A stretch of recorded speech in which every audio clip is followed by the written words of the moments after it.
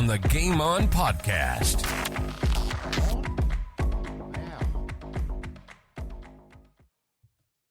Australia A, you had some success with that in 94, 95, Macca, which probably helped as well. Yeah, I think so. Look, it was I'd had a pretty good season, 94, 95, Yep. and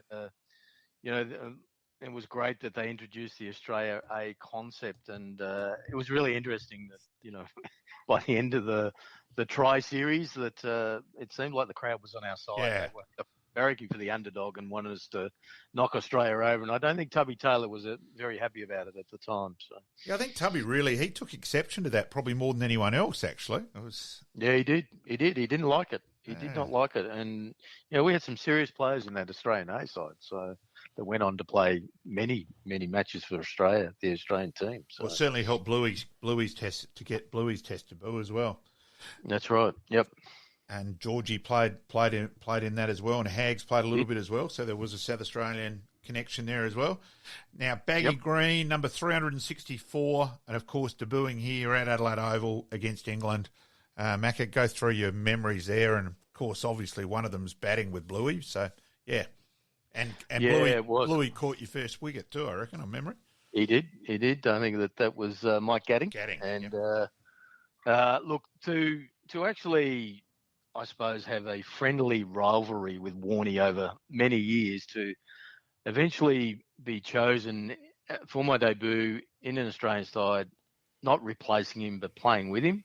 Yep. I was quite chuffed by that, and I'd come off a pretty good season, pretty confident, and I guess it was the whole, Adelaide Oval factor, two leg spinners against England. And I'll just start. And, of course, they started on Australia Day back then too. So we, with the test match opening on Australia Day, was another special day as well. Sportscast SA presents Game On. Game On. South Australians' destination for everything sports. Local, national, and international sports. AFL football, soccer, basketball, golf, baseball, tennis, cricket, and any other sports played in this wide world. And we're going to have a blast doing it. So sit back, relax, and let's do this thing. Welcome to Game On.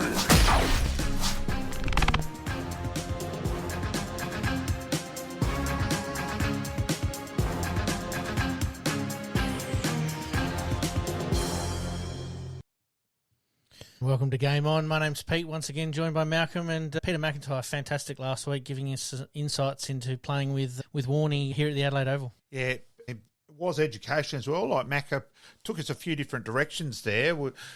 Quite amusing, with a couple of stories of his preparation for games was different. But then also in the bit of what's happening around the traps now. So, yeah, Macca was fantastic. He was. We thank him for his time. And if you want to listen to that episode again, that's obviously available last week. Around the grounds.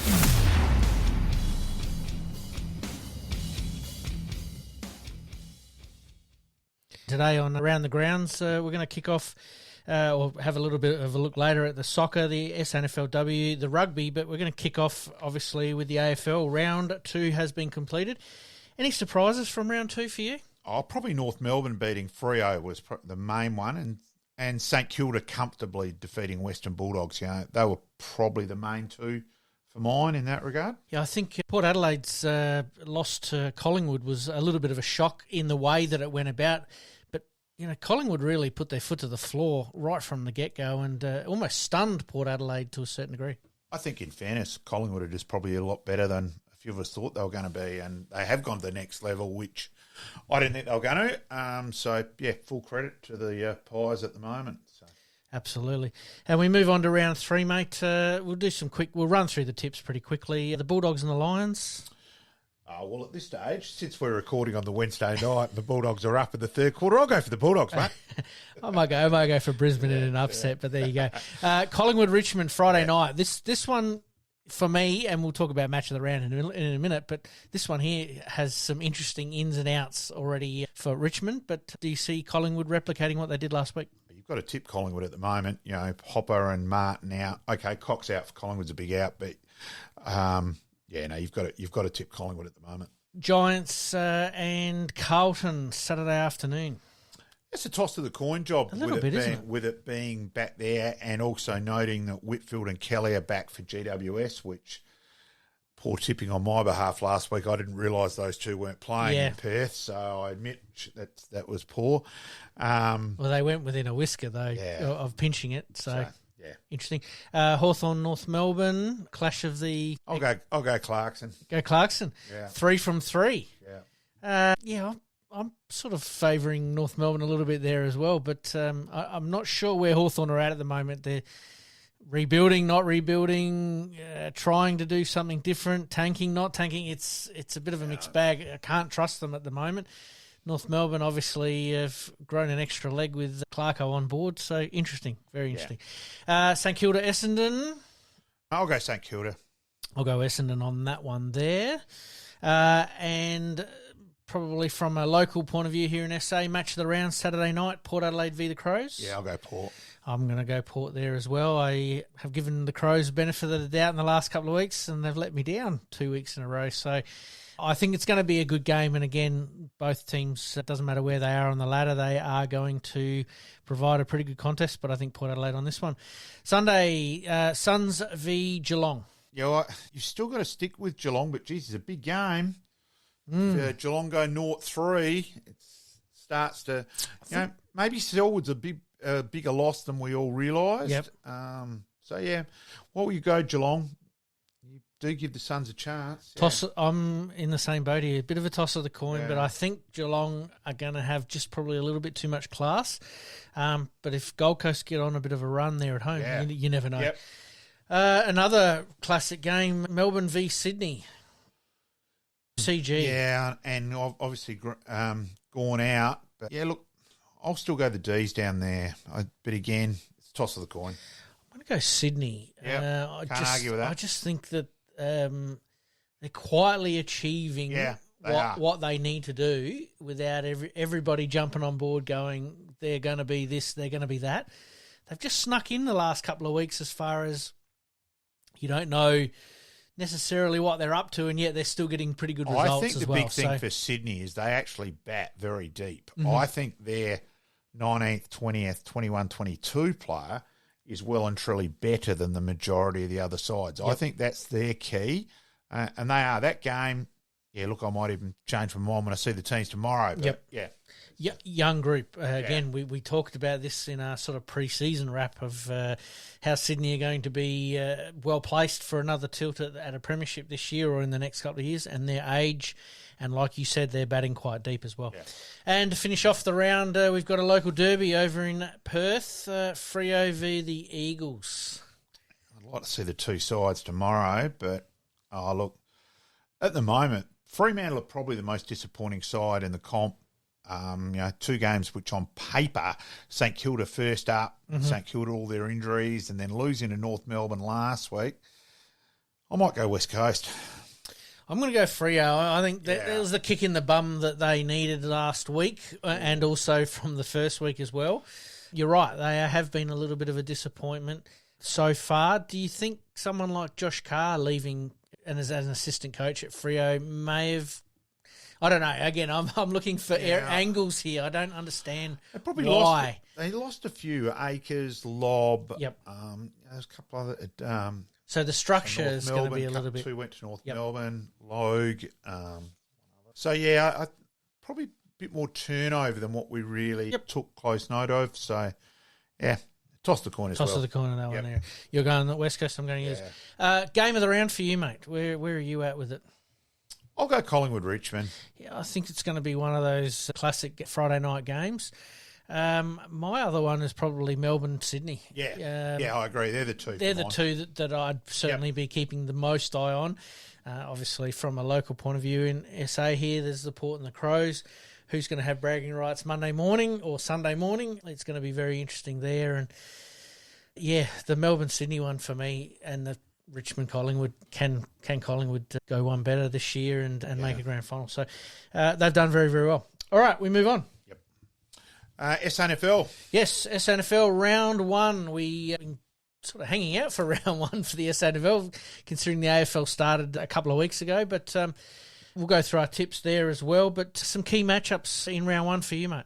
The Eagles, Norwood, Panos and Sermon both didn't come up. A couple of pretty important outs. Mm-hmm. I actually thought Luke would have come up and that. So a bit sorer. He was confident on Tuesday getting up, but obviously hasn't. Yep. Jack Hurd in for his first, hasn't played any trials, has been named. So hopefully he does play. Yep.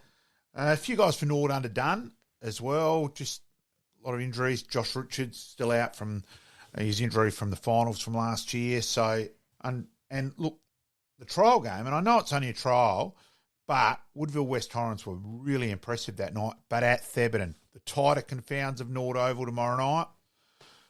Changes a little bit, yeah. Yeah, toss the coin job. Obviously, I hope Norwood get up. But yeah, wait and see. For me, the other match of the round is probably Sturt and the Tigers that I'm most interested in. We did talk about that a couple of weeks ago, that we think that that one there is going to just sort of sort a few of the teams out as to where they are. My other one, obviously, with you is Norwood and the Eagles. You are probably a touch closer to the squad than what I have been over the last couple of weeks as far as who's in and who's out. Yes, we don't take too much of the form from trials. We've been burnt a little bit on that in the AFL in the last couple of weeks, so you never know. And obviously Norwood playing at home, unveiling the premiership flag as well is a bit of a incentive as well. The new lights, and they are fantastic. Honestly, well and truly worth anyone who's thinking of going along tomorrow night, get out there and have a look. Absolutely. All right, we'll go through our tips quickly. The Eagles. Oh, look.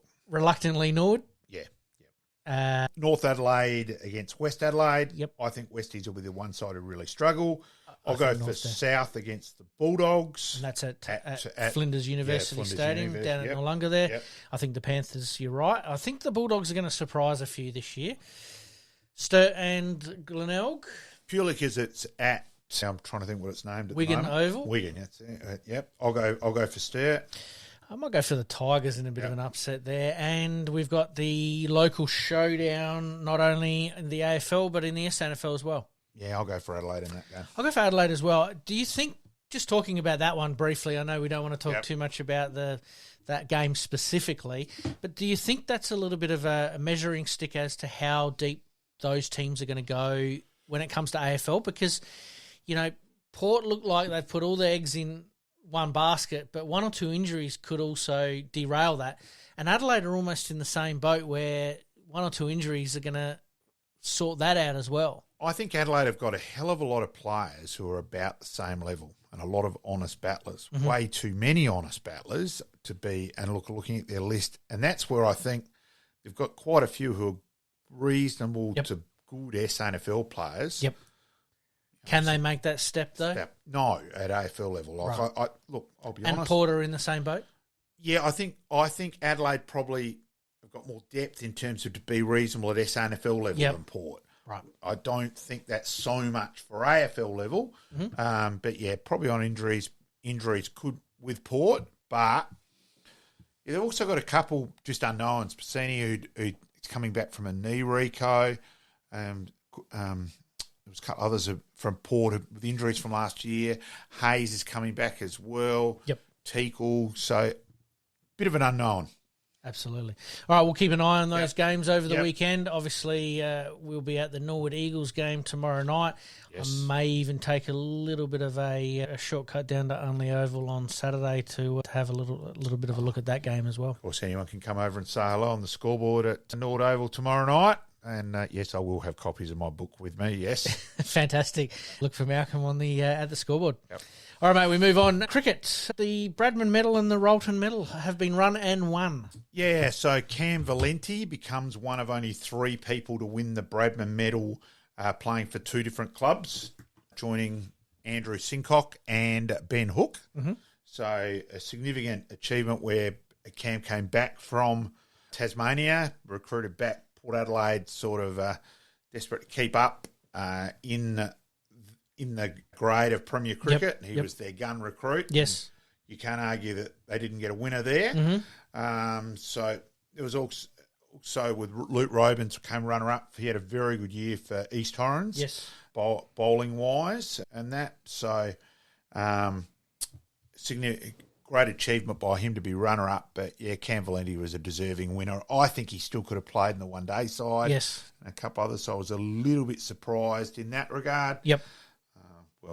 I will say Josh Barrett winning the Charlie Walker for the 6th time, the wicket-keeping wise, and he should be playing Shield cricket. I will be amused and, probably a little bit. We obviously talk about that a little bit, that, you want to be fostering that SA players that are coming through, and hopefully over the next year or two with the changes that are going to happen, that they will get opportunities that Josh they deserve. has been around for a long time. I think it's farcical that he hasn't played Shield cricket.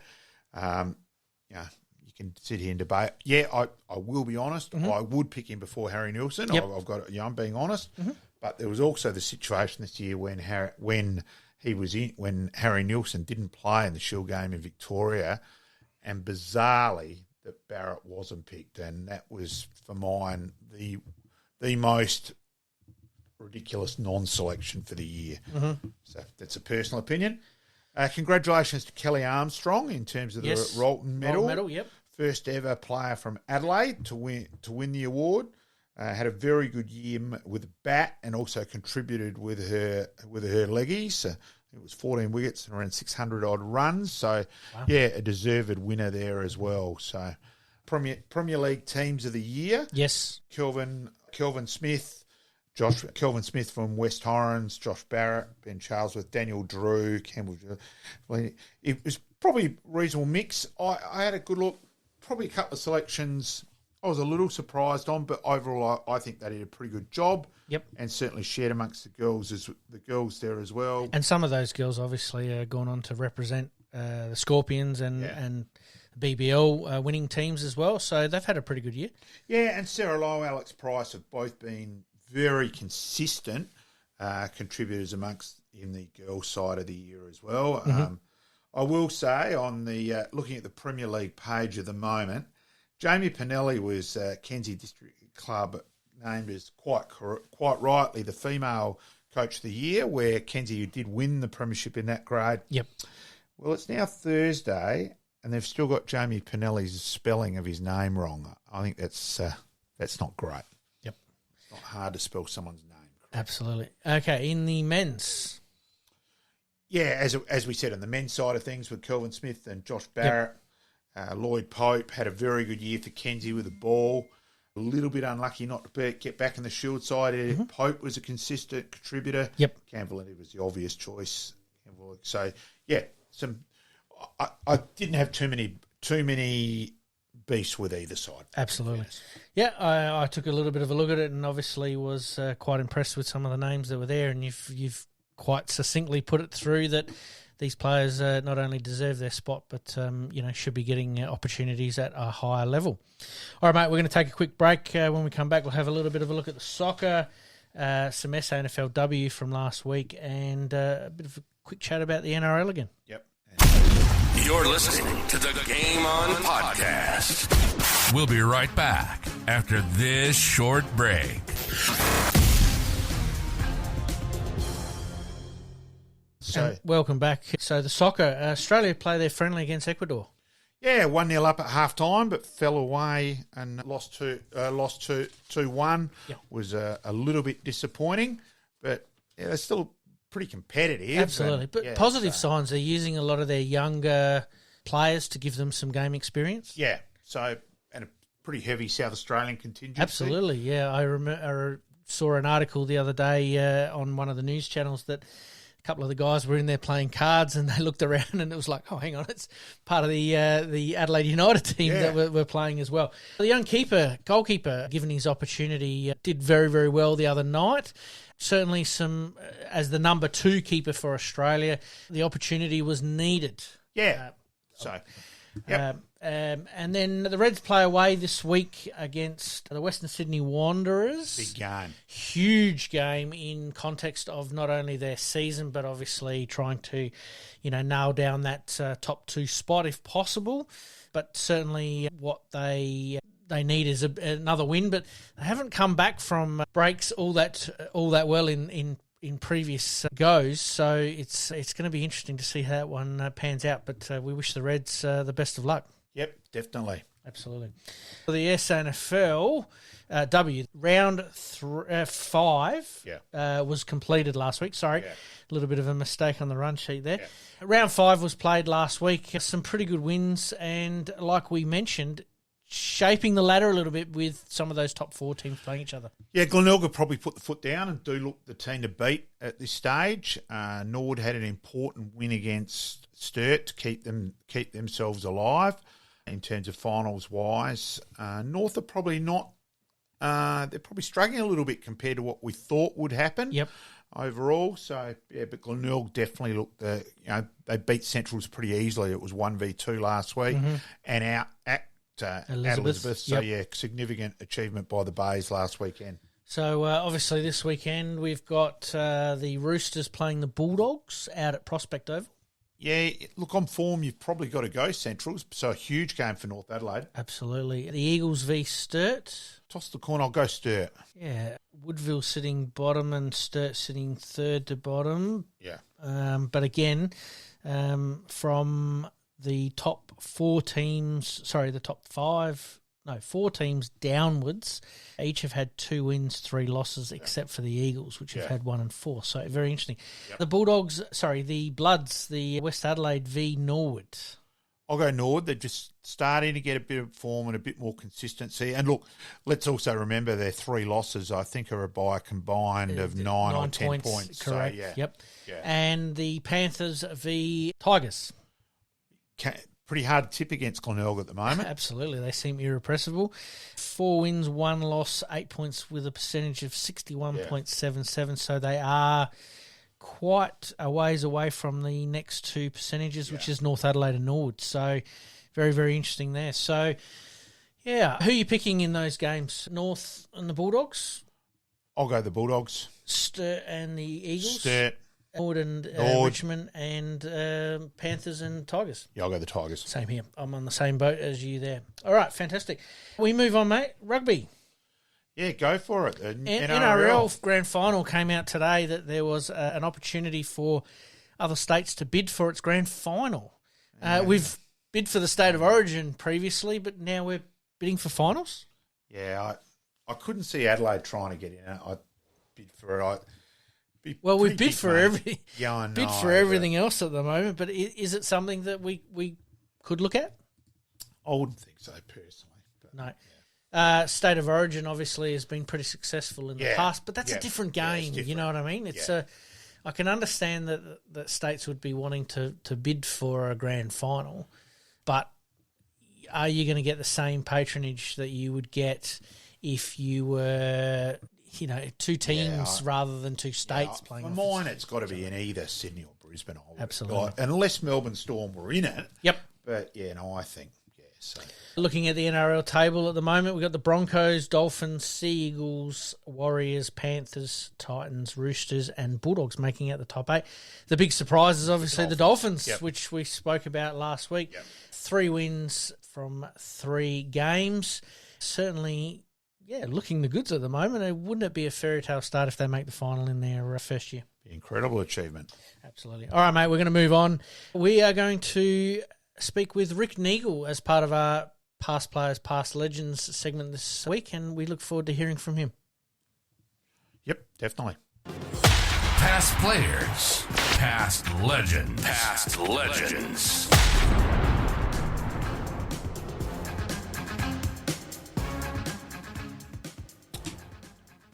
Tonight, we welcome aboard Rick Neagle. Of course, 66 games, 84 goals. Who can forget the 6-goal hero of the 1982 Grand Final? Welcome aboard, Neags. Thanks, Robert. Good to see you guys, Pete. Thank you. Thank you, mate. Thank you for joining us. We'll start off right at the beginning like we do with most of our special guests. Junior footy, where did you start? I've got here somewhere in my notes that it was at Hackney High.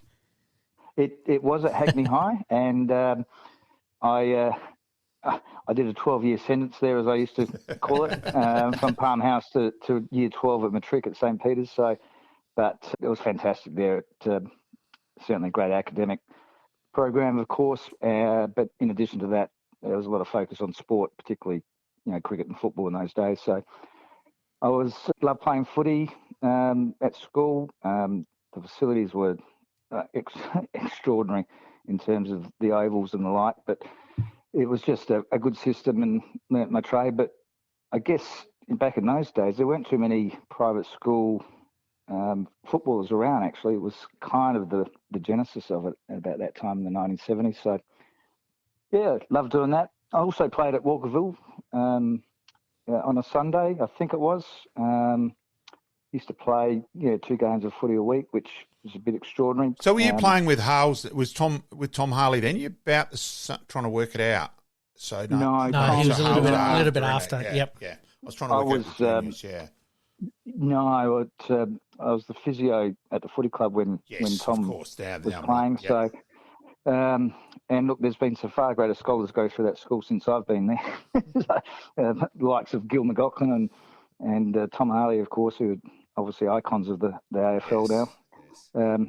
And Tom, obviously, knocking on the door for the big job, I think, too, from what I hear. Yeah. So it's just great to him. He has a skill set to take that job on, I think. So couldn't agree more. Good luck to him. So, Neags, good luck to him. 1975, played 9 under-17 games, won the 19s. Of course, you did do one thing, which jump aboard is something I do have in common with you, driving Jeff Wilson everywhere, mate. Then you played in the under-19s premiership side the following year. Yeah, and look, that was a great, extraordinary year, because we finished top, and Duncan Fosdyke and Tommy Worthurst were captain and vice captain on that side. We had an abundant lot of players. Some of them went on to play league footy. There was a fair few of them that did that, but I recall that we had this guy called Davey Crocker and Paulie Motlop were playing, and Davey was this extraordinary 6'9" full forward with the best kick I've ever seen from a left footer. He didn't miss a thing, but he was 6'8", and he kicked bags of 9 goals with 3 guys on him, 6'2" with 4 guys on him. he kicked 15 goals. He had a lot of ability. Yeah. Oh, it was incredible. So we were destined to win the premiership that year, I think, with the quality of the people we had playing. Davey, unfortunately, he didn't play the last game of the season, which was the grand final. He actually didn't turn up, which was a bit strange, but we carried on, and I even remember Jason Archer pulling the boots on. Yep. Not his boots, his sand shoes, actually, because of his knee problems, but in playing a quality game at the time. But I stood, it was against Port Adelaide at Woodville Oval, and I had the great pleasure in standing this really young dude with curly blonde hair on the wing for Port Adelaide, who was 16 years of age at the time, and oh my God, couldn't even get near him. Craig Bradley, of course, is his name, and Braddles was just super, super slick, and he was best on ground. And even though we beat Port by 10 goals, he was amazing. It's just his ability just to run and run. He probably in his latter years he didn't see him so much, but he had a turn of pace that was extraordinary. Like he just pivot around you and bang, where has he gone? He's 10 metres away. It was just incredible turning speed. But he didn't play much footy in the juniors or the reserves. I think he was actually, what year was the premiership? Was that 79? With Port, Norwood? No, with us. Against Port.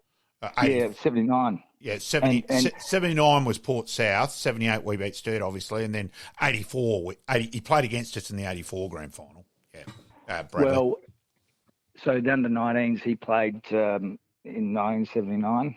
Right. That was the year we won it, but he didn't play juniors the next year. I'm pretty sure he ended up playing in the league side the following year in 1980, but I can't see his face actually on the ground. So maybe it was 81 that he played in their premiership side.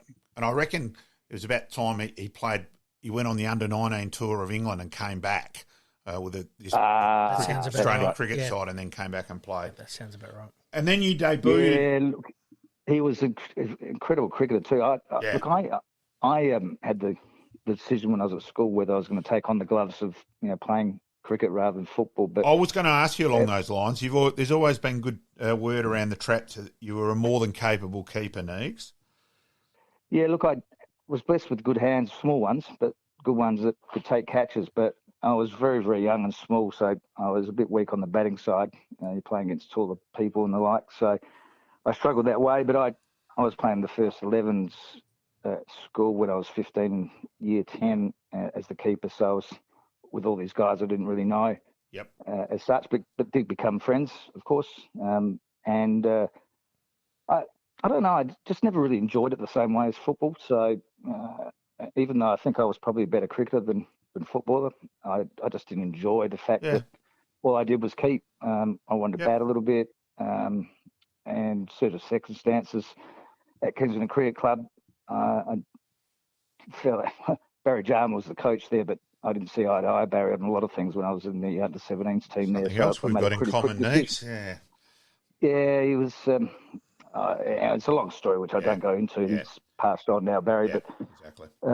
He's a great cricketer too. Well, obviously, test captain and the likes. But it was an easy decision for me then because it was football that I was had my heart in. And when you sleep with a Sheridan for most of your childhood, 7 years, 8 years in bed, you kind of nothing's think, changed, has it, Neags?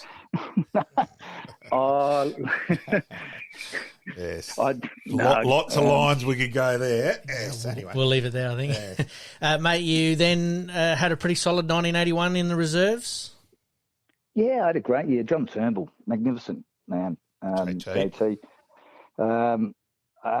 He was fantastic for me. And Neil Barn was good support even to the seconds at that time. But we had a lot of great players in that side, going in and out.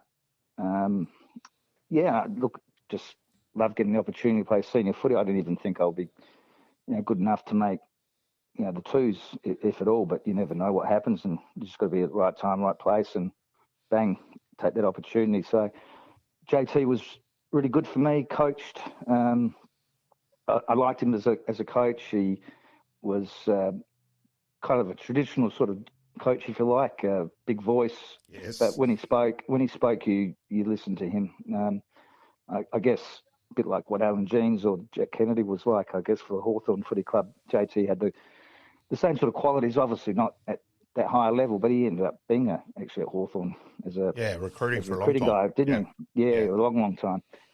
So I actually saw him at a function. Was it last year? I think he came back from wherever he was, and when some of us all catch up together again, and a group of Norwood guys from yesteryear, always organised by the one Albie Menzel, of course. Yeah, well, he lives just around the corner from Hackney High, actually. So Neags in 82, so your Escort debuted against Westies in 82, and then, of course, you had a big impact in 82. A couple of games there, obviously a very good game against Sturt at Unley in 82, standing one of your good mates, I reckon, from Hackney High for a while as well. Actually, no, because Steve Parker was a good friend of mine. Parker, good mate. Skittle, Adelaide Uni boy, and I played tennis with Skittle. I thought you did Stan Pate for a bit. That's who I was thinking of. I know he was centre half back, but I thought you stood him for a little bit. Anyway. No, I didn't, but he was on Neville Roberts that day and got dragged. Motley started on Rocky that day, and then Skittle ended up on Steve Parker ended up on Neville, and Tim Pake did too. So, Pakey ended up on him at some stage, and I know Motts did start on him on that day. And, oh God, what a footballer he is! I actually just sidetracking. I'm catching up with him on Saturday morning for coffee with another mate of mine, Ronnie Baldwin. Yep. In the Woodville Footy Club, and we catch up with Motts, 3 or 4 times a year at least, and just go and see him and chat. He's doing real well, and I just loved him as a player, loved him as a bloke, and a great story. And I know for a fact that he would have been a dual Brownlow medalist if it wasn't for his accident. So he's already ready to step into the legend status at AFL level, I think. Look, Mike. But I remember him playing that day. He took some marks that day at Sturt, even though Neville had the better of it. I think Neville bagged about 10 goals that day from memory. But Yep. he was young and he just grabbed everything. He could good on the ground, good in the air. And, my comment about Peter Motley is he had shades of Barry Robran, and I don't think you can give a higher praise than that. And that's always my comment about. Who said that? You or someone else? Yeah, no, that's my thoughts, my opinion on it. I think we're in agreement there, mate. Neags, I would say that too, actually. I'd say that too. He's Robran-esque, isn't he? The way that he played. Yeah. Was that the game where you walked away that night and thought, hey, I reckon I can be a reasonable good league footballer. Like, you'd had games where you contributed, no doubt about that whatsoever, but I reckon that game at Unley was the game where we thought, hey, geez, this Neagle guy's pretty important. Oh, look, thanks for saying that, Malcolm. I don't know whether I actually thought it at that time nor any other game until the Port game we had against them at Norwood Oval, where we smashed them by, and they were top of the ladder at the time, I think. Yes. Yeah, 100 points. I knew my position was safe on the side at that point. We all had a good day out. And when you walk up the club and you're beating Port by that amount of people, that amount of points, and then you're welcomed by the volunteers and the staff and the supporters upstairs with applauding and shouting and screaming, I kind of knew then that we were going to be doing something great this year, and that's when I felt, I felt comfortable in the side at that point. And then you had big impact in that final series in general, quite a reasonable qualifying game against Sturt. But then the second semi, the vital goal in the last quarter, and you're almost old-fashioned. Isn't it funny saying old-fashioned? You did it the correct way for mine. You were a beautiful kick goal by running straight at goal. You got a free kick for Bucky Cunningham pushing you in the back in the second semi to put us in the last quarter. Very little spot to aim at, but you ran straight at goal and did a drop punt and straight through, and of course then led on to the real big day. But you were a vital part of that second semi, which I think is one of the great games in South Australian footy history too, the second semi. Yeah, look, it was a great game, and I do remember a lot about that particular game because Barney highlighted the fact to the team at half-time when I'd crumbed a ball from Neil Button and kicked a goal off the pack. And I remember that, you can remember it's clear as day, and it was so clean, and I felt, oh, God, we're going to win this game too. We go to the grand final. It seemed like we deserved to be there. And there was one David Granger playing that particular game, and he was going a bit AWOL, but he went a bit more AWOL with Graham Cords at the prelim final that followed the following week. But he had me in a bit of a compromising position on the ground with his hand on my throat and the other one in between my legs, trying to smash the hell out of me. And I'll never forget it because I wouldn't say I was scared, but I'm thinking, oh my God, how am I going to get out of this? And then I saw out of the corner of my eye, the late great one. Yep, yes. Absolutely. He runs over, and Jimmy just didn't even have to do anything. He ran away. Yeah. There was one guy, there was no doubt whatsoever that David Granger, for everything he did against any other side, we never generally had a problem with David because he was absolutely terrified of the late, great Jim Teal. Yeah, Jimmy played it. I have memories, obviously, of the 82 grand final side and that particular side, and especially, memories of Jim and Jeff Ferring, of course, of the other, who's the other person that's passed away from that side. But, Jimmy was just an unfortunate accident, which was just destroyed a lot of people around the club. And I mean, Jimmy was a great leader.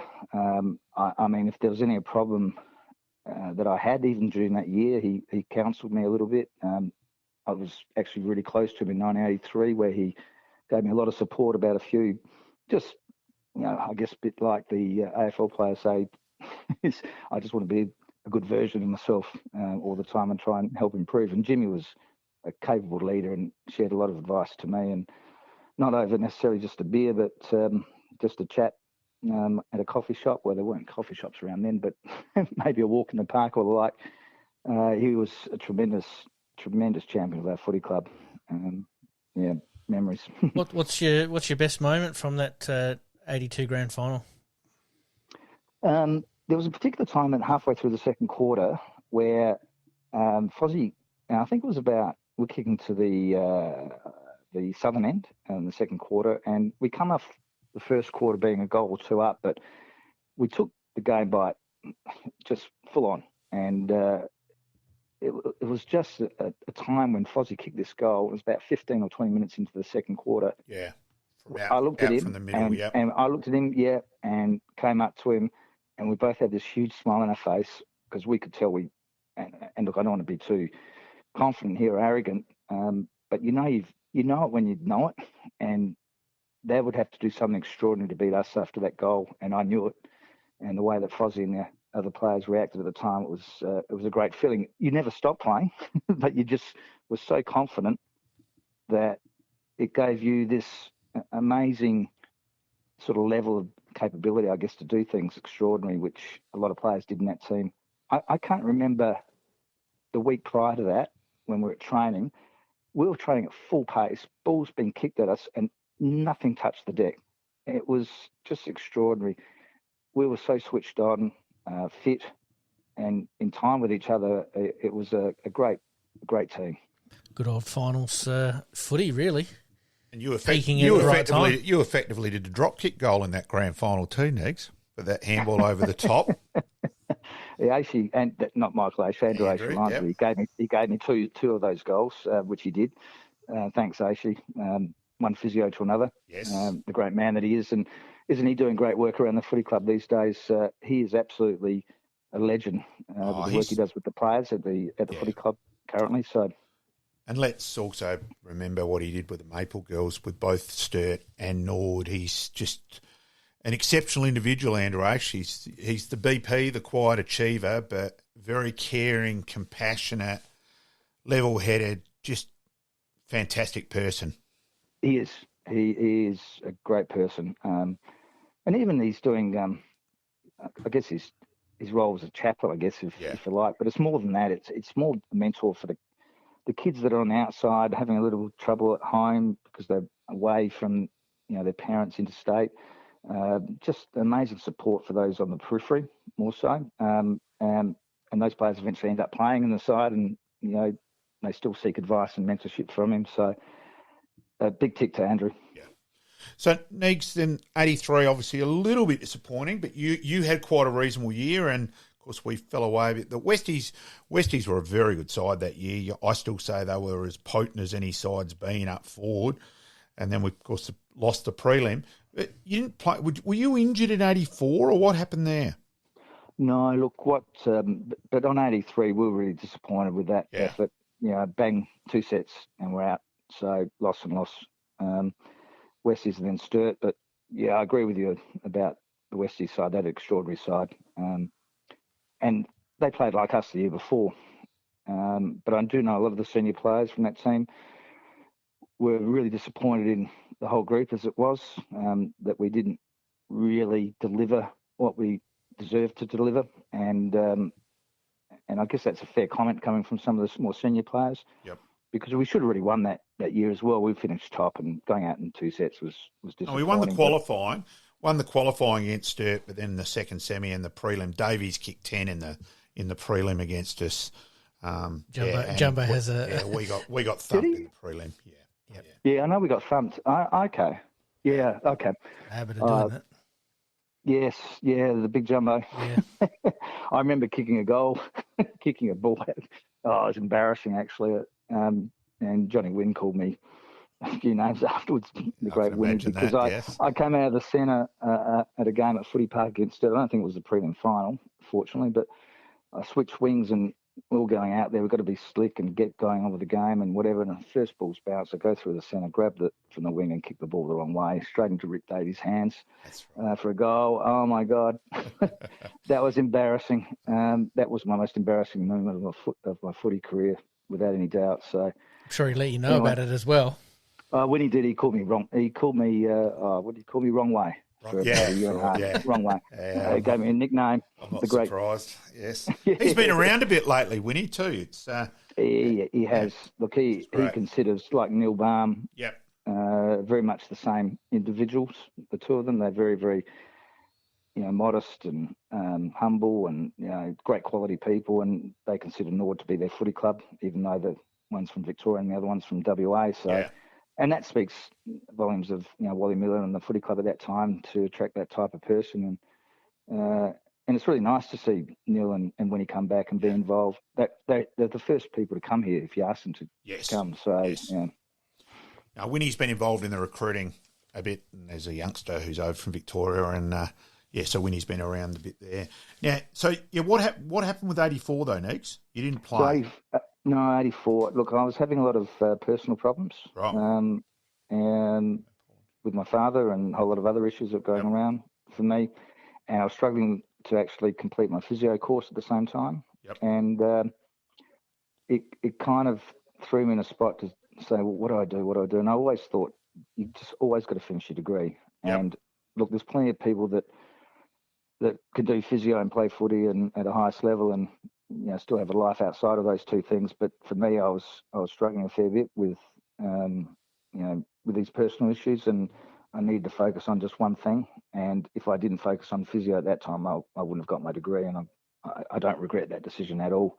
It was pretty hard for me not to play. And look, it was hard to actually watch the 84 grand final side as well. But at the same time, I had great friends from there and who played in that. It's fantastic to see we won. So in 1985, you reached your 50-game milestone. How does that feel, playing your 50th game for the Norwood Footy Club? Yeah, it was fantastic against Port. Actually, I do remember it was against Port Adelaide. I think at Footy Park, and I did actually have a good day out, which was nice as well. In fact, I always remember that game for all the right reasons. I don't think we won as such. I can't actually remember, but I do remember getting moved into the centre to stand Russell Ebert, and I just thought, oh my God, here I am playing on God. And it's the last few years of his footy. In fact, I think that was his last year, 85. Yep. And I actually had a good game. Got 20 kicks and 10 handballs or whatever. But I did actually poll a vote in the Magarey Medal. I'll take that. My only vote for the Magarey Medal. And wow. I saw Russell on several occasions since then, and I actually did say to him that look, one of the greatest achievements for myself was standing you, Russell. And I want to let you know that I polled a Magarey Medal vote whilst you're in the centre that week. I hate to tell him that, right? I've told Brad and Brett the same story. Yep. His nephew and his son, and he said to me, "Oh yeah, that was my last year. That I could hardly walk and do anything." he was. And he wasn't. He played a really good game. And I said, look, Russ, don't worry about it, because I can remember what the Magarey Medal votes were. It was 1 vote Neagle, 2 votes Kay Thomas, 3 votes Ebert. Take that, Neeks. Not a problem. He could still play. Now I only played 1 quarter on him too, by the way, because I got dragged out of the centre. And in fact, Macca got dragged out of there first, and then I got put in there, and then someone else went in. I can't remember now, but. Yeah, that was my 50th game. Sounds like both of you had your own footy that day, to be honest with you. Have your own footy, yeah. Look, I only stood in for the 1 quarter, so it was just a privilege to stand next to him in the square itself. But he's an amazing bloke, amazing footballer. Yeah, he was. Yeah. So. Neegs, and then you, of course, played in the 1986 Reserves Premiership side, which was the game. It was an absolute cliffhanger at the opening bounce. And first 30 seconds? Yeah. I'll be honest. I got on really well with Phil Cox from Woodville and caught up with him after the game. And he said, I had a look at the two teams closely last night, and he said, I thought it would be about that margin, actually, because Norwood won by 100-odd points. And he said, I wasn't really worried if I had a beer or whatever. He said, I knew that we were really no chance. So now, Neegs, let's move on. Look, because as I've said on numerous times, love your 6 goals in the 82 grand final, all that. But way more importantly, you know how strongly I feel on this as well, the disability sector side of things. I explained to Pete before we came on air. A few things. Look, I'll never forget the night where you asked me to help organise the Tootie Choir before Norwood game in 2016, and I had 40-odd people in the RSL with various disabilities and that side of things, and feeding them and their carers and getting a drink, getting them in the ground, getting them lined up before the game to sing. And I walked up and you had a look at me. You just looked at me and smiled, and I went, I'm absolutely knackered, Neags. It was rewarding, but geez, that was a big couple of hours. So, yeah, look at they sang the Count Me In theme. So I adopted that song. I got permission from Gary Frost, I think his name is. Yes. Who was the lead singer and the writer of that song, What About Me? And I can't even remember the name of the band that he was in. Oh, my God. That's terrible, but it's a well-known band. But that song, What About Me, is just an iconic song for Australia. And it was a story about Gary's school career as a teacher, where he taught kids with autism. And the whole story is about what about me, the autistic kid that's outside the shop, not being a part of it. So and I said to Gary, look, I'd love to use this song, but I want to change the words to Count Me In rather than What About Me? And he had no problems at all with doing that and reproducing it, using it for whatever purpose I had. He was a treasure to talk to, and he told me for about half an hour what he really cared about, and he cared about the disability sector. And I got to thank him for allowing us to write that song and produce it, which we did with Rachel Learcar. Rachel Learcar. Yep. And the Tootie Choir, which is the 40 people that you were looking after and tending to, and it was great. We produced it. We got a video to it as well.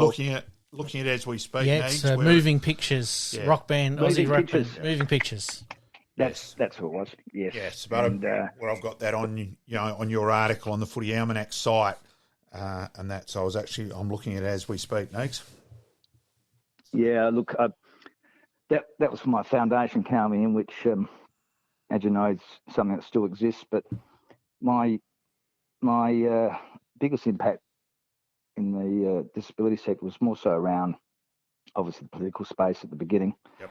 And it was absolute privilege to be the president of the Dignity Party, or Dignity for Disability, as it was initially called, with Kelly Vincent MLC in Parliament. And so how did you get into that? I mean, obviously, once you leave footy, you talked a little bit about your physio, but how did you get approached for that type of role? A guy called David Holster rang me. He played in the 82 grand final for the Bays, actually. Yep. And he founded this party called Dignity for the Disabled, and he recruited me to run the seat of Norwood against Vicky Ciccarello and Nigel Smart, actually. And that's right. And I had a really token effort that I put into that, because I was had my son Mitchell, who just recently got diagnosed with autism, and my daughter Taylor, who was going to Rose Park, and life was pretty busy as it is with two kids. And but we already had Mitchell diagnosed, and I got him diagnosed through a psychologist eventually, and put him front and centre in terms of what we're doing, which is what the party was all about in those days, is making a statement. And David explained to me some of the political views he had in terms of what he was trying to do, and you kind of realise that you can never get meetings with ministers if you've got something they don't want to hear, and the things they don't want to hear is things that cost or need to be funded. So disability never got a look in South Australia. So David started the party, and in 2006, and I ran, as I said, in the seat of Norwood at the time, now called Dunstan, but we put a few people in those seats and put 3 or 4 people in the upper house. And once you've got someone in the upper house, you're never going to get elected in the lower house with the lack of vote attraction in terms of the mainstream. But you can, through preferences and the like, and suitable strategy, you can actually get some strength, at least get on the table and have a conversation with some of the big political parties, which is what David and I did at the time. So you could actually get some outcomes. And look, it'd be embarrassing to say the outcomes that we got were very, very minor, but they weren't In fact, all it was, we wanted a published list of people that are actually on waiting list for accommodation and services, and they had to publish that, and that was one of our demands. And we therefore preferenced the political party at the time based on that and a couple of other little privileges. So it was a really interesting thing to go through. I didn't get heavily involved in it because David was wielding the axe, if you like. But then 4 years later, things had cleared up a bit, and look, Mitchell and I had a bit of a profile in the media. Him with his autism, and he's a beautiful kid that he is. He's like, it's all about the photos and the opportunities, and we did have a little bit of a media presence, and I decided that we'd still go on with the party, and I asked David to take it on, which he gave to me, and became the president of the party. And we had a guy called Paul Collier who was running on the upper house. Excuse me for a minute, guys. Better get a water, I think.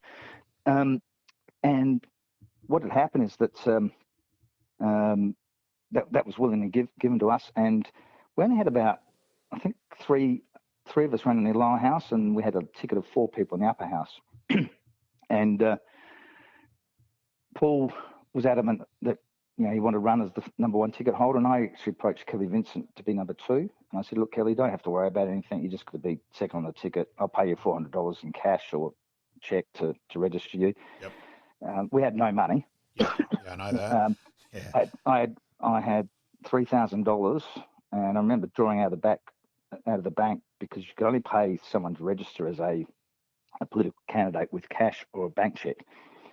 So I thought I'd do a bit of a media thing where we walk in there and we give $4,000 or $3,000 each of the candidates that we actually got to run. We had 7 at $400, meant $2,800.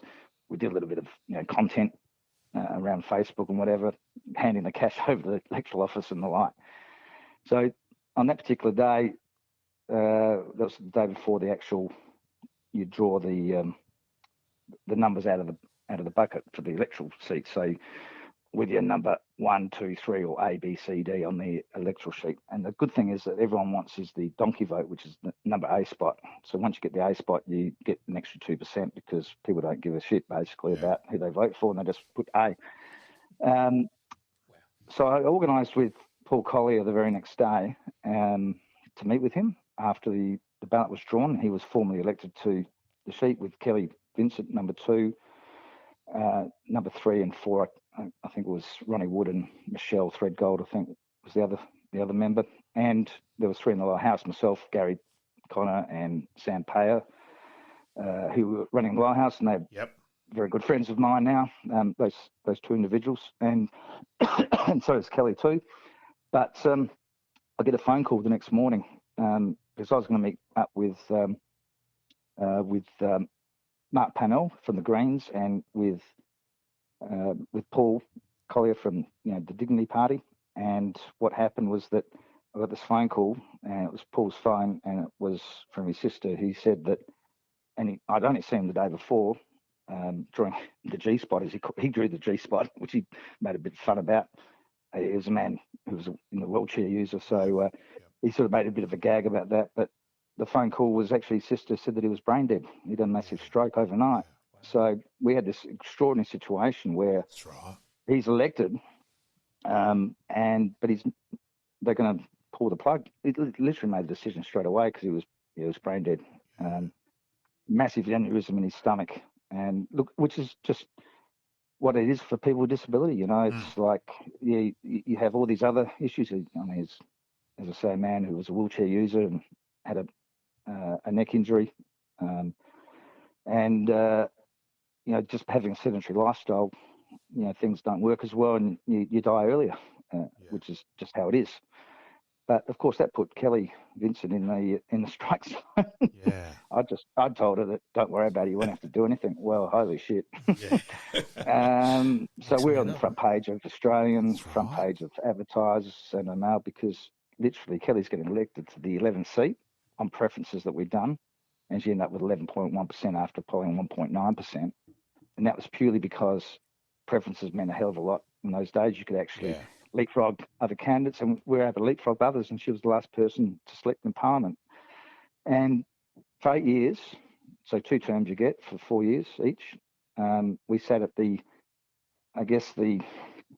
poignant end of the upper house. There was 3 Labor, 3 Liberal. There was 2 Greens, 2 Family First, 2 Independents, and Kelly with a deciding vote for the Dignity Party. And we got amazing outcomes. That first year was incredible. Kelly was frightened. She called it. She was excited but scared. Yeah. She had changed, had to have a lot of people around her, carers. They changed Parliament around to try and make it accessible for her. It was embarrassing for the government, which is what it's destined to do, which is great. And Jay Weatherall was the Premier at the time. He got elected into power from the Libs. Or was it? Yeah, no, he was in. Yeah, no, it was the Labor government was sitting Labor, anyway. Yeah, he's still so. And Jay was a fantastic man. We'd worked with him over the journey, before the election. Very approachable, and he was the Minister for Disability when we were really going hard 3 or 4 years prior to it, and he gave us about $400 million and nothing to anyone else. The budget that he gave the first year was incredible. So Kelly did an amazing job in that space. And we changed legislation on many, many issues around the Evidence Act for protecting people with disabilities in vulnerable environments. John Rao got the credit for that, but really it was her through the Barriers to Justice program that we ran for many years. And it was her impetus and her presence in Parliament that got that through and drove it. So, and they're only 2 of the things that I could go on about, but she was amazing. Oh, look, Neags too. It was, and she smacked me around a fair bit, deliberately, because I didn't get it. Some of the things I just didn't get about accessibility, which I do now. And my foundation, Count Min, is all about accessibility and universal design, which is really my thanks to Kelly Vincent, who really educated me about what that's about. And rather than make a foundation about autism or the like, I try to make it more generalistic, because everyone can get better accessibility, even in the aged care sector or families or people with disabilities, as long as you build and design things properly, which we don't do. A couple of things out there. Look, Neags wrote me in to help a little bit during those elections. He always put himself last and everyone else first. Probably could have polled better himself but he was always concerned with everyone else. Neags. So I went in on election night to help with Neags, and we'd lost. I was in a shitty mood. We lost outright, and I got in there within 5 minutes. I'm feeding a lady in a wheelchair who's pointing the other way, and I'm thinking, what right have I got to be pissed off about a Mickey Mouse game of sport? And I don't call Rick lightly, my life leveller. Mm-hmm. There's a few things. There was one day driving home from work, an average day, rang Neags, said, I'll call in your joint, give you a hand looking after Mitchell for a while. And Mitchell with his autism gets generally one phrase a day, and that day it was, where's Will? And I was there for an hour or so. I stopped counting at 200. And honest in awe of Neags with his patience with it all. Look, pretty incredible too that the first time he had to give mouth to mouth was just to his own son. Look,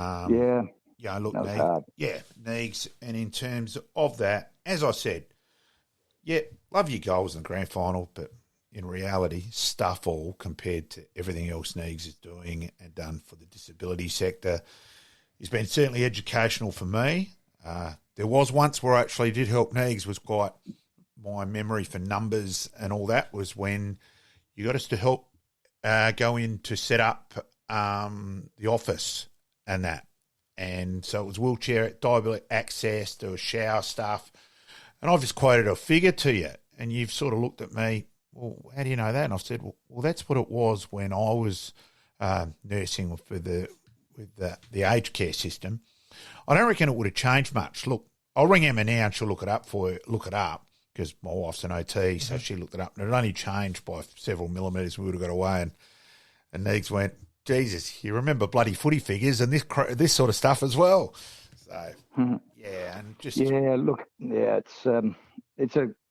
it's made me a better person. I hate saying that sometimes. No, it is. I get what you mean, Neags. Your kids do. And really, I don't know whether I would have I don't know whether I'm a social capitalist or a capital socialist, but I've always had something in me that wanted to do something. And obviously, when you have something personal like a child or with a disability or mental health problem, or even problems of some kind, you either choose to get frustrated, which you do many times, or whether you turn around and see what we can do otherwise. And it's Mitchell that's run that, but it's a privilege to have been involved in the sector, and I'm pretty much away from it politically.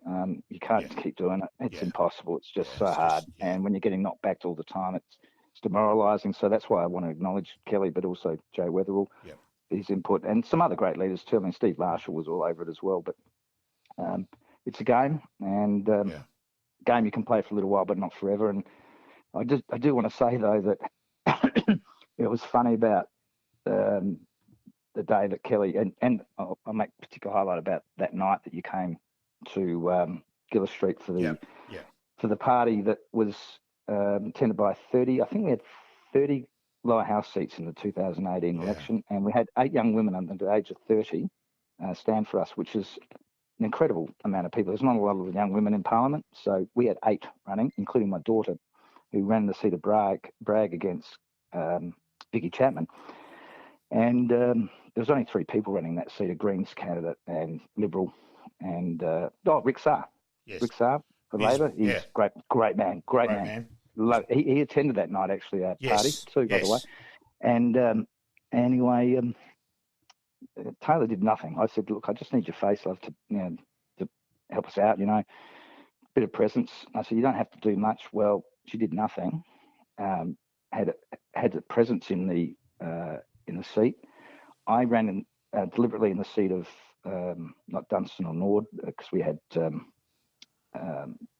Ben Wilson running in there, and I ran the seat of Hartley because that's where Nick Xenophon was, and we preferenced one another, and Vince Tarzia, Grace Portalese, who's well known, the ex-mayor, and about 3 or 4 other candidates, about 8 people running the seat. Anyway, I polled 1.1%, and I was the first person out. So, and I spent 2 weeks at that polling booth, the pre-polling booth, with Kelly's face on my jumper and the posters, the core flutes we had. And I was there literally every single day for 2 weeks, handing out and promoting her and our party. And I get this phone call at 5:30 from Taylor on that night of the election, and she's seen that I got 1.1%. And she said, Dad, I've done absolutely nothing, and I've polled 4%. And if you get 4%, you get your money back. Yeah, that's right. Yeah. So she got $1,000 was then to run the candidate. So that cost us $32,000 for that, just for the people to register them. And she was one of 2 people that we got our money back on. And she said, and you got 1.1%. What does that mean? You do all that stuff, you get 1%, and I get 4%. It wasn't about that. It was about increasing the field and having volunteers at voting booths and the like, but also to show that we were running young women with or without disabilities to try to get them a bit of voice in Parliament, and really proud of what was done and never regret it. I've had enough though. Work smarter, not I'm done harder. with politics. And I'm doing other stuff now. I'm doing other stuff in the sector now. I've got some other stuff going on privately that I'm working on, so got investors involved in, so won't talk about that too much because it's not quite complete yet. But we'll have a chat privately about that next. Maybe, Physiotherapy, you still involved in doing a little bit of physio? No, look, when I'm trying to remember when that was, in 2008, I'd been a sports physio at Wakewood Sports Clinic, one of the founding partners there, with the surgeons and the doctors, Dr. Brian Sando. But I was struggling a lot with my arms, and which I struggled a lot with my legs when I was playing football.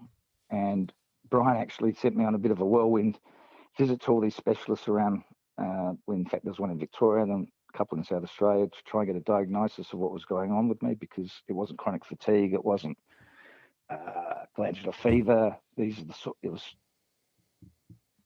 aching in my muscles. And I retired pretty early from footy when I was 26. And it was a lot because I had a bit of surgery on my knee and my shoulder that year, and my back was giving me grief in my leg. I couldn't train. The volumes that the Army wanted me to actually train. And I said, the more I train, the more it aches in my legs. Well, I retired, and then 20 odd years later, got the same symptoms in my arms, very, very, very much similar, and got diagnosed with a muscle disease, which went off to they did some tests on me, took biopsies, ran specialised medical and blood tests and things like that, and found out I had a thing called McArdle syndrome, which fortunately wasn't multiple sclerosis or any other type of disease, which MND, of course, these sorts of disease, it's a pretty mild, benign disease, but it does impact my life in a very, very small way. But it did impact my physio career, and I retired forcibly and was deregistered due to safety reasons, and which was fine because I had income protection and TBD and business insurance, and in fact, for me, it was a good outcome in a way. So I haven't worked for money and still don't, for about 15 years now. So thankfully for insurance. I thank my people at Perks and Associates, my insurance consultants and my financial people that were there, because seriously, without them, what happened to me, I wouldn't be talking to you. I don't know what I'd be doing. Yeah. So, So no more physio for, a long time ago, I retired. Look, Neags, important player in Norwood Footy Club's history, obviously. There's obviously other areas we could have gone to, that famous night at Waverley. But yes, we'll leave that alone. Those games were fun, weren't they? We played against Geelong, Essendon. I remember playing against Essendon at Footy Park. The famous game was the Western Bulldogs and the Richmond game, but we won't go there. What goes on tour stays on tour. So, Neags, privilege heavily evolved, and as I said, disability side far more important than footy. And thanks, Neags, and catch you tomorrow night. Thanks, Neags. Good on you. Thanks, Malcolm. Thanks, Peter. Thank you very much. Thank you. Yeah. To the Game On podcast. We'll be right back after this short break.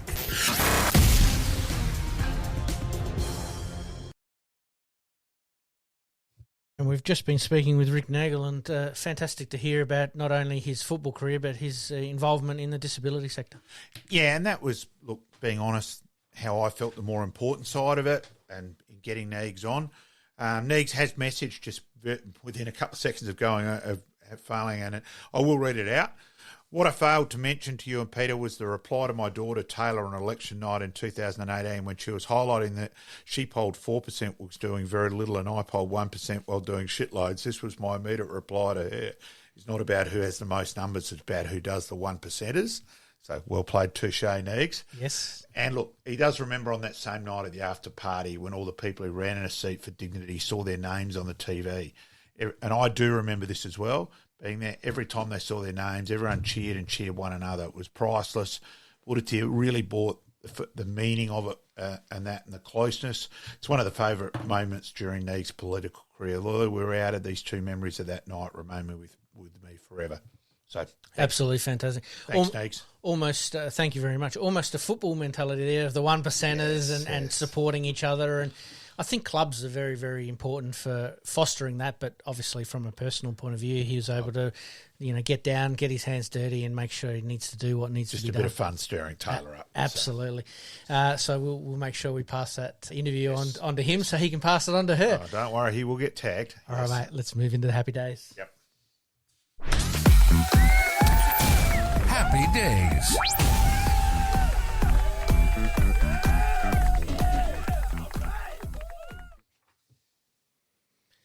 And our first happy days today is happy birthday to Samantha Stosur, Australian tennis player, US Open singles champion in 2011. 9 Grand Slam doubles titles, 4 Tour finals doubles, including 05, winning it in 05 and 06. Born in Brisbane, Australia. Look, a fascinating player who probably struggled a little bit mentally with her own demons and all that. And it's no success that her wins were when she was the underdog. Couple of times as favourite, fell over. Much maligned for that as well, because, we obviously wanted her to be successful. Didn't pull out the win at the time, and you're scratching your head going, bugger, so not beating Serena again. Williams when winning, Yes. and then losing a couple on paper. So, yeah, a fascinating individual, but pretty successful as well. Absolutely. I think she's a bit too maligned for considering that. Absolutely. Yeah. No one can take away her US Open No. victory. Went very, very close in a couple of other Grand Slams.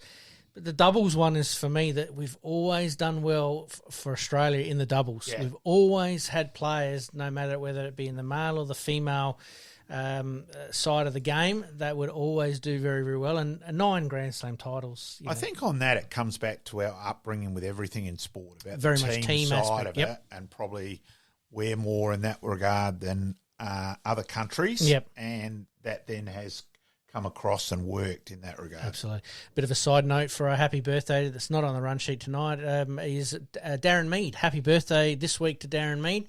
Obviously part of Port Adelaide's initial Squad, AFL squad, but very successful at the SANFL level as well. Wanted to give a bit of a shout out to our Port supporters who have been listening to our podcast this week with Martin Leslie. Yes. We'll give another plug to Darren Mead. We might even try and get Darren on at some stage, which would be fantastic as well. All right, we move on. This week in 1995, second time in Grand Slam history that the number 1 and number 2 ranked players in the same Davis Cup team. Hazard a guess who they might be? Yeah, I reckon it might have been Sam Press and Andre. It was Sam Press and Andre Agassi. They score victories in the US quarterfinal against Italy in Palermo. Yeah, no, a couple of Outstanding games. champions, for US tennis as well. No bigger than Pete Sampras and Andre Agassi, especially when they were in full flight. Did it right off the ground too, Andre. Yeah, Absolutely. Well played.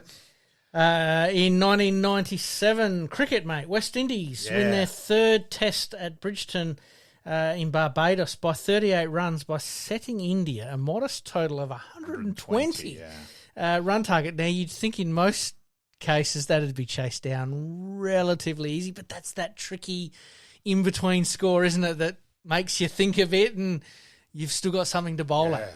And, West Indies, still back then were absolutely probably a bit of inner belief, which they haven't got now. Yes, okay, we know that they've fallen away in talent, but back then, Walsh, Ambrose, we can still bowl a team out. We can win this. Absolutely. I don't think they even remotely would consider that nowadays. 120, they'd be walking out on the ground. We'll be in the bar in 15, 20 overs. Golf club later on the golf course on the later in the afternoon. Brian Lara actually made 81 in his debut for this test, so he's gone on to be one of the all stars for West Indian cricket. But wow, 120 again, that modest total, and they won easy in the end too. Really, 38 runs. Yeah. We move on, mate. Car racing. German brothers Michael and Ralf Schumacher become the first siblings to share front row of the grid in a Formula One World Championship event, qualifying first and second, respectively, for the Brazilian Grand Prix in Sao Paulo.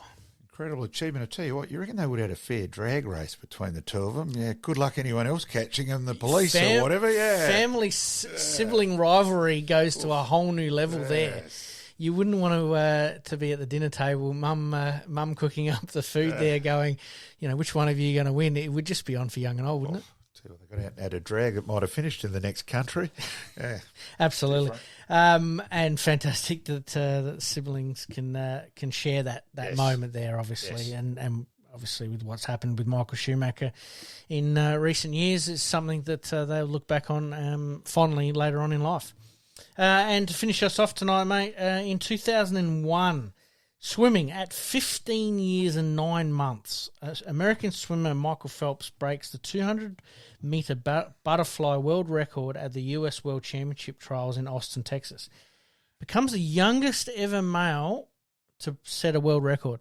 Oh, look, he's obviously one of the all-time champions. That's sort of... He is in that GOAT category, isn't he? Yeah. So one of the all-time greats, if not the greatest. Incredible 15 years. And it was probably there where you could go, well, we reckon we might have a decade of dominance from this guy, and he did. Some very good swimmers in that period there from Australia as well that probably held him back just a touch, but definitely, he collected a few records, a few Olympic medals, and a few Olympic records, and a few Olympic medals along the way there as well. So very, very well done to Michael Phelps. So we'll congratulate him on that. All right, mate. Let's move into the extra time big finish. Yep. Extra time, big finish.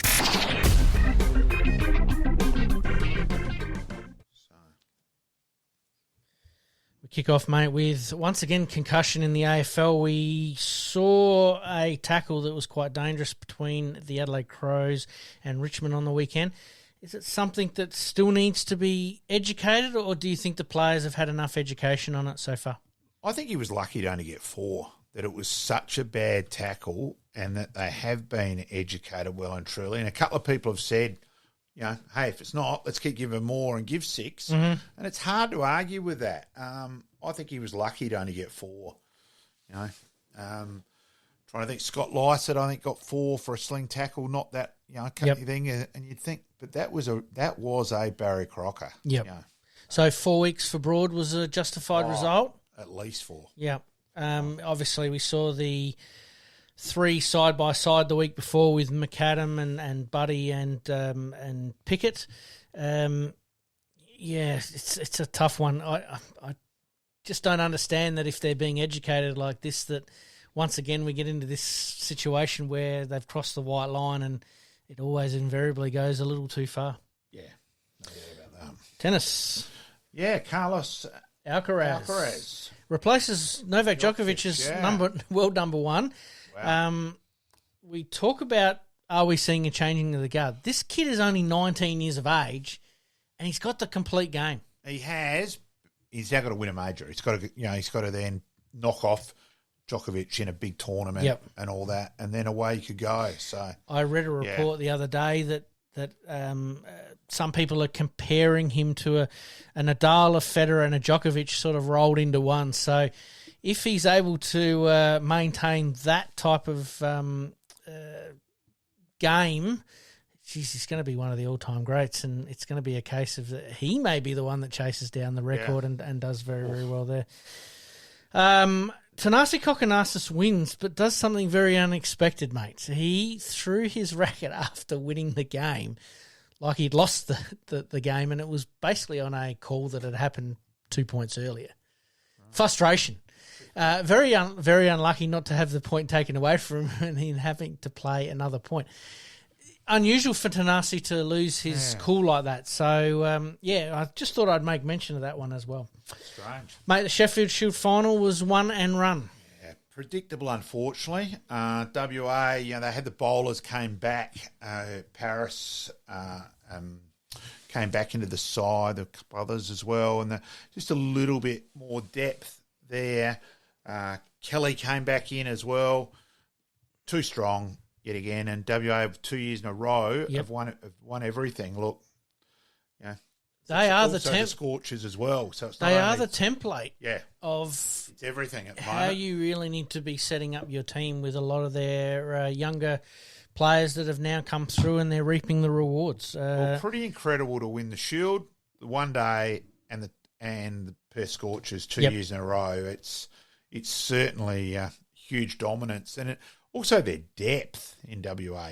People who are missing out on in games, so they seem to have everything covered at the moment. And yet they haven't played too many test matches there recently. So, I know the COVID pandemic was part of that as well. Are we going to see some test matches back at the new Optus Oval very soon? I would think so. Yeah, I think so. I think it's normal. Move on now. But WA people, they've got to support. They've got themselves to blame a bit. But they haven't supported big test matches and all that. So they've, yes, West Indies aren't the major draw card, but I think they've got themselves to blame a bit there. Absolutely. All right. We'll come back to the AFL, and this probably relates a little bit to the SANFL. Should the centre bounce be replaced? Yes, and that's from an umpire. Done. Yes. We won't go any further. This week, the AFL announced that there could be technology that is going to place a microchip in the ball that will assist with the arc. Good, bad, not so good. Look, you can argue that therefore you get the correct result. I'd like to know financially what the costs are, and that's probably my question there. That if we're spending, $1 million or $2 million, whatever, that money could be used in grassroots. You could argue on that. So I'd like a little bit more education. Absolutely. As I said, it only came out this week, so I'm assuming that it's a little bit of in that testing phase, as that they want to test this out to see how effective it is.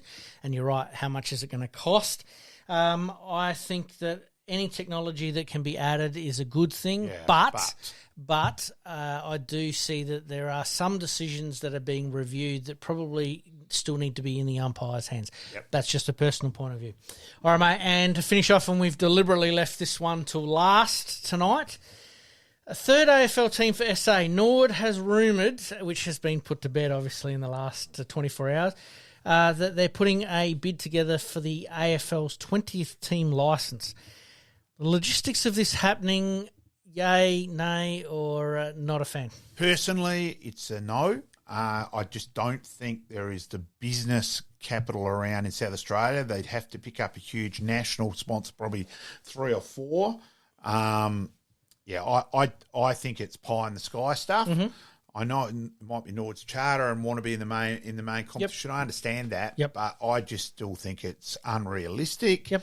And I don't think there's also the talent bit. I'm quite happy for a team to be in Tasmania, but it should be a team relocating. Yes. It's ridiculous. It's still AFL, let's be honest. It's the extended VFL. We're still 10 teams in Victoria. There's too many teams as it is. Yep. I'm sorry. Let's go back to Adelaide. Murphy, Keys, Hinge, O'Brien. What honest battlers in terms of, but we're talking the elite level. Mm-hmm. Surely that's above the battler level at the elite. And for mine, that is showing overall, I don't think you can justify all those teams. I agree with you in some respect, but also I think it's incumbent on Nord to be able to put something together that gives them a better direction of a yay and a nay. Now, look, we haven't had the 19th team really approved yet. They've sort of came along and said, we think that there will be a team in Tasmania. We think that there will be a stadium. We think that this is all going to happen. Obviously, it's dependent on funds as well. I agree with you that there is some concern with talent across the current 18-team competition. But where does it leave Norwood? We're sort of stuck between a rock and a hard place, and we did have a little bit of a talk about this before we came on air, that it leaves Norwood in a delicate position because they do want to be aspiring to play in the top competition, but financially, does it break a club? Look, Norwood are going to have to decide that, but you're looking at around $100 million to get an AFL side up and going. I just can't see that money being around. And let's be honest, they're not footy clubs. They're giant, huge corporations, franchises, whatever you want to call it at AFL level. I just don't think there's that money around. And look, we're still coming back from COVID businesses and that. So I just don't think. I mean, look, the 20th, the 19th team doesn't look like it's going to be in before 2025 at this stage. Is it something that Nord can look at for, say, 2030? I'm just thinking out loud. And that's a possibility. Yep. Population increases. Yep. The submarine deal, will that mean a lot more money in South Australia? Yep. Can we pick up a national sponsor? It's a maybe in that international sponsor as well. I think you've got to think holistically. Which, to Port's credit, they were doing with China. So, there is opportunities there. It's a maybe. At the moment, I think it's pie in the sky. Yep. Maybe in another few things can change. Yep. But, where does that then, obviously, you talk about Norwood obviously wanting to be in the AFL. Where does that leave the SANFL? Because, you lose Norwood, you lose Port. Oh, look, if Norwood did lose, that would be the death belt. Look, I hate to say it, but I can't see in 10 years' time that SANFL doesn't become Div 1 of community football. Right. I just can't see it surviving long term. I'm sorry, those of us who follow SANFL footy. Yeah. are older. You know, our average age in the Greater Western Stands in its 70s at Norwood, and that's the same with every club. Yep. You know, you do a coaching clinic now, if there's 40 kids there, you'll be lucky to get 2 kids wearing SANFL gear. So, you know, I don't think the clubs do enough out in schools, but then you can also argue, is there money around to be able to do that? So it's a catch-22. Absolutely. So there's a lot of things there, but I can't see it.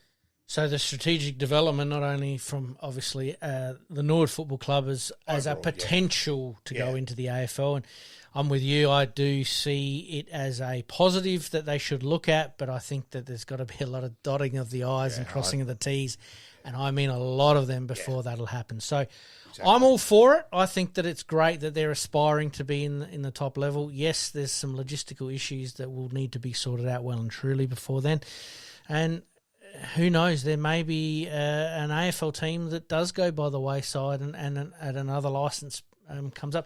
But then it also opens up, we talked about with Wayne Jackson a few episodes ago about the divisional or regional type settings where you're splitting up AFL teams. It may be an opportunity to create a two or three tier competition where teams can rightly win their way into a higher level as well. So, there's opportunities there. So, yes, we did leave that one specifically till last, and we do know that there'll be a few listeners that will be tuning in to see what our comments are and where we're at the moment with it. And I think it's a wait and see, but I think it's a positive move. Yeah, look, I get where Norwood are coming from. Don't dare think that. I just don't think it's realistic at the moment. As we said, if things change in the state overall, it's a maybe. The rumour going around was obviously that business people were getting involved. That's a good start. Yeah. The club's come out and said, look, we're not necessarily looking at it seriously at the moment, but like you said, it is part of their charter and it should be. Yeah. Any club should be aspiring to play high. It doesn't matter whether you're playing for marbles, tossing the 2-up coins, lawn bowls, football, tennis, etc., etc. You should always be aspiring to play high, and I think that's where they need to be. And I do understand that. Yep. All right, mate. We'll leave it there tonight. We've covered once again quite a few topics. We thank Rick Neagle for joining us, not only giving us his comments about the SANFL Grand Final that he was a star in his career, but also his work in the disability sector. Definitely. Thank you very much, mate. Thanks, mate. In this crazy world we live in, we all need the distraction. Enjoying the show? Like, rate, and subscribe. Hook up and connect with us on social media at Sportscast SA. We'll see you next time on Game On.